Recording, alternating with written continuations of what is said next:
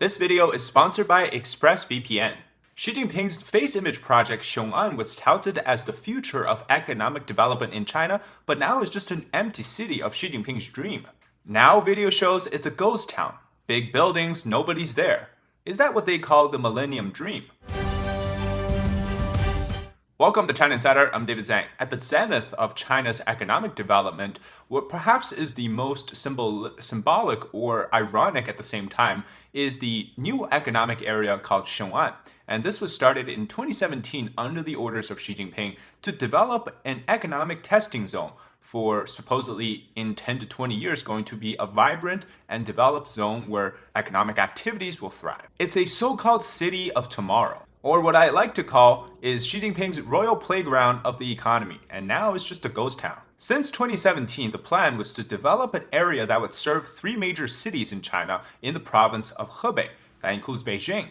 But without the propaganda and the political makeup, it seems rather bland. It's missing something. The CCP had invested about 664 billion yuan, or about 93 billion US dollars, to start this project. Of course, that's going towards things like public administration buildings, hospitals, transportation, train stations, schools, and residential areas as well. But then you have videos like this: beautiful buildings, new roads, but empty streets. Now, there's one thing that's perhaps missing among all this: people. So I got these videos all from Douyin, which is what TikTok is called in China. And so they're rather strange to be criticizing the area or this project at all. And this video here shows school gates. They're supposed to be the future homes of several universities from Beijing that are supposed to migrate here. But looks like they just put up the gate and never came. In other words, the migration of workforce and residents from Beijing and surrounding areas just never happened. Similarly, these are supposed to be the model homes in an area for the residents that will eventually fill the future of the economic zone. But let's just look at the construction quality. That's like tofu drag again. So yeah, this is definitely starting off on a good footing. Not. Bloomberg recently visited Xiong'an and they wrote an article about this. In fact, they took several photos, so these are all credited to Bloomberg as well. But they basically have everything but the people. So they went to the highways and they found the city was almost empty. They were in the streets at the city center, all sorts of new buildings. Government buildings, you have shops, but not many of them are open for business. And you, of course, see a bunch of construction workers, a few straggling older people here and there, but where's the majority of the economic workforce? And this in what Bloomberg titles exposing the limited power of the CCP leader. Bloomberg believes that the Xiong'an slow start highlights Xi Jinping's flaw in the party leadership right now. And this plan to attract the capital's population south to where Xiong'an is located seems to have failed.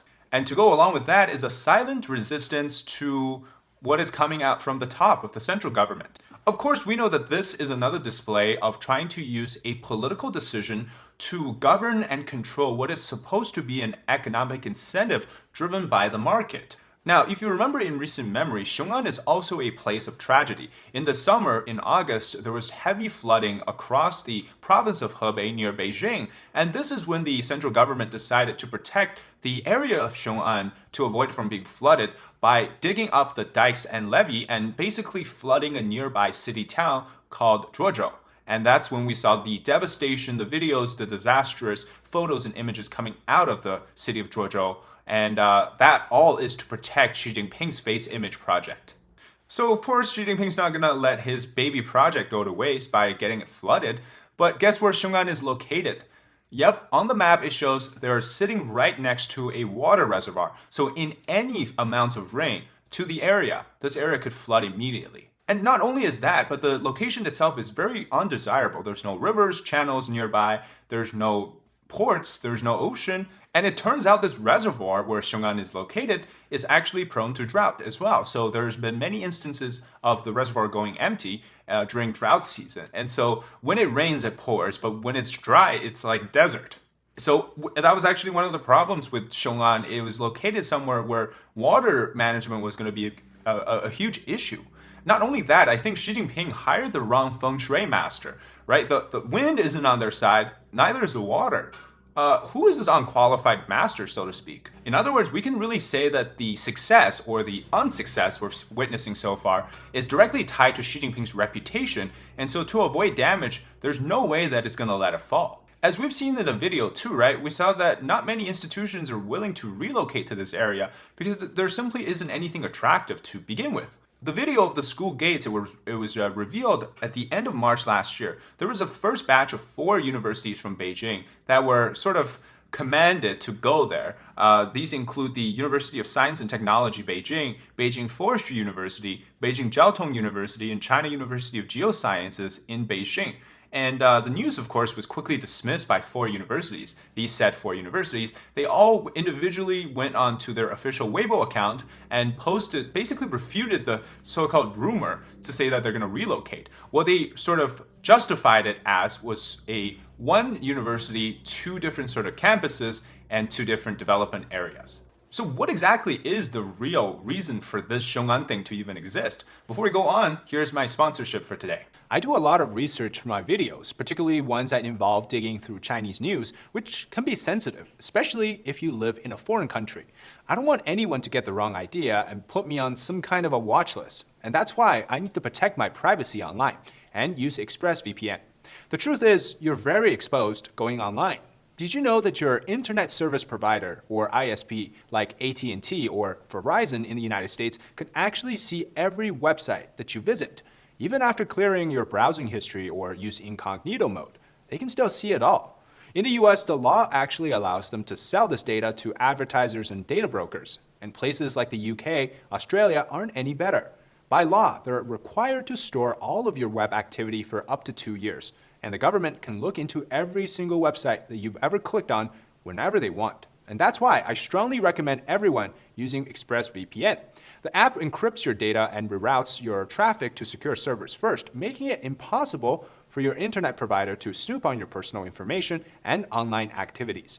Using ExpressVPN is incredibly simple. You just need to click on the ExpressVPN program installed on your phone or computer, and just like this.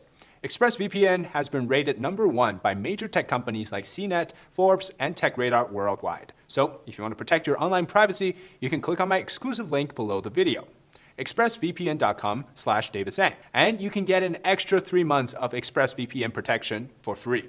So let's continue. In my view, the real reason why Xiong'an exists is actually Xi Jinping's defiance in his own party. Now remember, this was started in 2017, just shortly before Xi Jinping was securing his second term during the party congress. But then we have to realize that this was during a time where he was riding off of the party struggle, the anti-corruption campaign too. He hasn't yet fully concentrated his power within the party. And he wanted to create something that which would solidify his achievement, so to speak, something he personally started, and that's going to go well. And so Xiong'an is a carbon copy of what Deng Xiaoping did with the city of Shenzhen, as well as in the Shanghai Pudong development area. So these economic zones that turned out to be a mega city or a mega zone for huge economic incentives, attracting foreign investments, factories like Tesla going there, these sort of things. So there was a good chance that he could carve out a legacy that belonged to him under his name that was economically very responsible. Well, now we know it's economically irresponsible. Then again, we have to call into the question of the geography of China. Xiong'an is nowhere like Shenzhen, who is located just a mountain away from Hong Kong. It's next to the ocean. During the time, the 1980s was a booming period. It was inspiring to do something about the economy, right? It was reform and opening up. But this is 2017 we're talking about. I mean, by brute forcing it against all odds, this is really an empty shell. It's nothing. It's a nothing burger. But that's also a reflection of the reality of the Chinese Communist Party for a very long time. They've tried to use this idea of infrastructures, beautiful lights, right? The skylines of Shanghai or whatnot, to justify, to sort of package up something that seems glorious on paper, seems prosperous on paper, but in reality, it's hollowed out from the inside because there's no substance involved. Shenzhen was great for a period of economic development, then it turned into a digital surveillance city filled with things like facial recognition, digital facial scans, surveillance cameras everywhere you go, or by building sky-high skyscrapers that are enough to house the entire population 3-4 times over of China, but not anyone is willing to buy because the current political situation is so bad. So I guess now when we speak about it in 2024, it's fundamentally a problem that's a political one again. And so this really isn't about how there's not enough wants or needs or demands involved. It simply is there's not enough attraction and not enough incentives for people to move there. And Xiong'an is really like the cream of the crop, right? You have all varying sizes of Xiong'an across China. Their sole purpose is to please the authority. They're not really there for the substance.